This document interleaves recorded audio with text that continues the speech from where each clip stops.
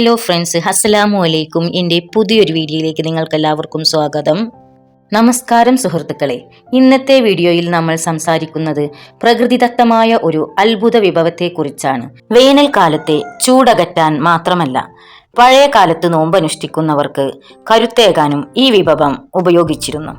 ഇതാണ് പനന്നൊങ്ക്.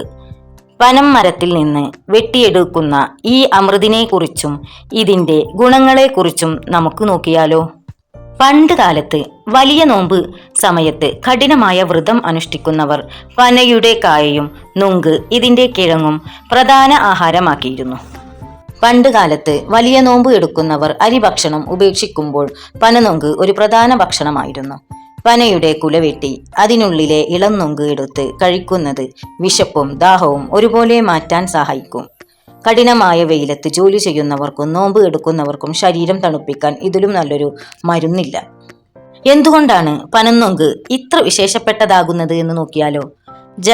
ശരീരത്തിലെ ജലാംശം നിലനിർത്താൻ ഇതിലെ ഇലക്ട്രോലൈറ്റുകൾ സഹായിക്കുന്നു. ഊർജം. നോമ്പ് എടുക്കുമ്പോൾ ഉണ്ടാകുന്ന തളർച്ച മാറ്റാൻ ആവശ്യമായ പ്രകൃതിദത്തമായ പഞ്ചസാര ഇതിലുണ്ട്. ദഹനം. വയറിലെ അസ്വസ്ഥതകൾ മാറ്റാനും ദഹനം സുഗമമാക്കാനും പനന്നൊങ്ക് ഉത്തമമാണ്. വിറ്റാമിൻ ബി, ഇരുമ്പ്, കാൽസ്യം എന്നിവയാൽ സമ്പന്നമാണിത്. നൊങ്ക് മാത്രമല്ല, പനയുടെ കായ പഴുക്കുമ്പോൾ ലഭിക്കുന്ന പനമ്പഴവും പനമരം വെട്ടി അതിനുള്ളിൽ നിന്ന് എടുക്കുന്ന പനഞ്ചോറും പനങ്കിഴങ്ങ് നോമ്പ് ഭക്ഷണത്തിന്റെ ഭാഗമായിരുന്നു. പ്രകൃതിയോട് ചേർന്ന് നിന്നുകൊണ്ടുള്ള ഒരു ജീവിത രീതിയായിരുന്നു നമ്മുടെ പൂർവികരുടേത്. പനന്നൊങ്ക്, ഐസ് ആപ്പിൾ പൊതുവെ എല്ലാവർക്കും ആരോഗ്യകരമാണെങ്കിലും ചില പ്രത്യേക ശാരീരിക അവസ്ഥകളുള്ളവർക്ക് ഇത് കഴിക്കുമ്പോൾ ശ്രദ്ധിക്കണം.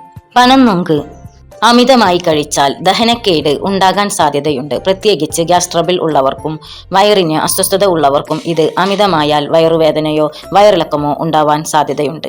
പനന്നൊങ്കിൽ പ്രകൃതിദത്തമായ പഞ്ചസാരയും കാർബോഹൈഡ്രേറ്റും അടങ്ങിയിട്ടുണ്ട്. ഇതിനാൽ പ്രമേഹം നിയന്ത്രണത്തിലില്ലാത്തവർ ഡോക്ടറുടെ നിർദ്ദേശപ്രകാരം മാത്രം കുറഞ്ഞ അളവിൽ കഴിക്കുന്നതാണ് ഉചിതം.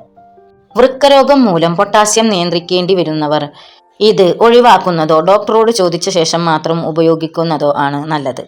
പനന്നൊങ്ക് സ്വാഭാവികമായും ശരീരം തണുപ്പിക്കുന്ന ഒന്നാണ്. അതുകൊണ്ട് തന്നെ ജലദോഷം, സൈനാസൈറ്റിസ്, ആസ്മ തുടങ്ങിയ പ്രശ്നങ്ങൾ ഉള്ളവർക്ക് ഇത് കഴിക്കുന്നത് ചിലപ്പോൾ കഫക്കെട്ട് വർദ്ധിപ്പിക്കാൻ കാരണമായേക്കാം. രാത്രി സമയങ്ങളിൽ ഇത് ഒഴിവാക്കുന്നതാണ് ഇവർക്ക് നല്ലത്. ചെറിയ കുട്ടികൾക്ക് നൊങ്ക് നൽകുമ്പോൾ അതിൻ്റെ തൊലി ആ കടുപ്പമുള്ള പാട നീക്കം ചെയ്തു മാത്രം നൽകുക. അല്ലെങ്കിൽ ഇത് തൊണ്ടയിൽ കുടുങ്ങാനോ ദഹിക്കാൻ പ്രയാസമുണ്ടാകാനോ സാധ്യതയുണ്ട്. പനന്നൊങ്ക്, ഐസ് ആപ്പിൾ വെറുമൊരു ദാഹശമനി മാത്രമല്ല, ധാരാളം വിറ്റാമിനുകളും ധാതുക്കളും അടങ്ങിയ ഒരു സൂപ്പർ ഫുഡാണ്. വിറ്റാമിൻ ബി കോംപ്ലക്സ് ശരീരത്തിന് ഊർജം നൽകാനും ഉപാപചയ പ്രവർത്തനങ്ങൾ മെറ്റാബോളിസം സുഗമമാക്കാനും സഹായിക്കുന്നു. വിറ്റാമിൻ B7, വിറ്റാമിൻ B9 എന്നിവ ഇതിൽ ധാരാളമുണ്ട്. നോമ്പ് എടുക്കുന്ന വർക്ക് ക്ഷീണമില്ലാതെ ഇരിക്കാൻ ഇത് വളരെ സഹായിക്കുന്നു. വിറ്റാമിൻ സി രോഗപ്രതിരോധ ശേഷി വർദ്ധിപ്പിക്കാനും ചർമ്മത്തിന്റെ ആരോഗ്യം സംരക്ഷിക്കാനും വിറ്റാമിൻ സി സഹായിക്കുന്നു. വിറ്റാമിൻ എ കാഴ്ചശക്തിക്കും ശരീരത്തിലെ കോശങ്ങളുടെ വളർച്ചയ്ക്കും ആവശ്യമായ വിറ്റാമിൻ എ ചെറിയ അളവിൽ ഇതിലുണ്ട്. വിറ്റാമിൻ ഇ ആന്റി ഓക്സിഡന്റ് ഗുണങ്ങളുള്ള വിറ്റാമിൻ ഇ ചർമ്മത്തെ വെയിലിൽ നിന്നും സംരക്ഷിക്കാൻ സഹായിക്കുന്നു.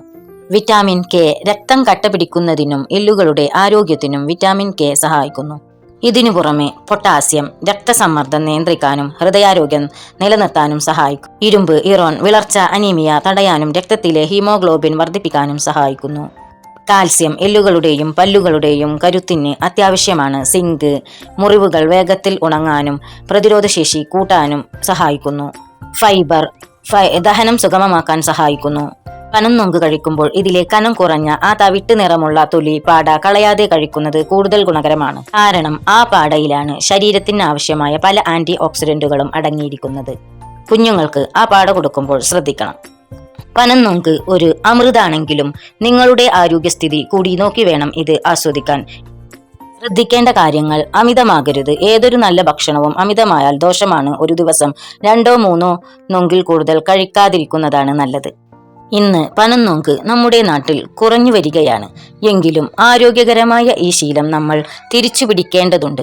നിങ്ങൾ പനന്നൊങ്ക് കഴിക്കാറുണ്ടോ? നോമ്പ് കാലത്ത് ഇത് ഉപയോഗിക്കുന്നതിനെ കുറിച്ച് നിങ്ങളുടെ അഭിപ്രായം താഴെ കമന്റ് ചെയ്യുക. വീഡിയോ ഇഷ്ടപ്പെട്ടാൽ ലൈക്ക് ചെയ്യാനും സബ്സ്ക്രൈബ് ചെയ്യാനും മറക്കരുത്. ഇതുപോലുള്ള ഇൻഫർമേറ്റീവ് ആയ വീഡിയോകളുമായി ഞാൻ വീണ്ടും വരാം.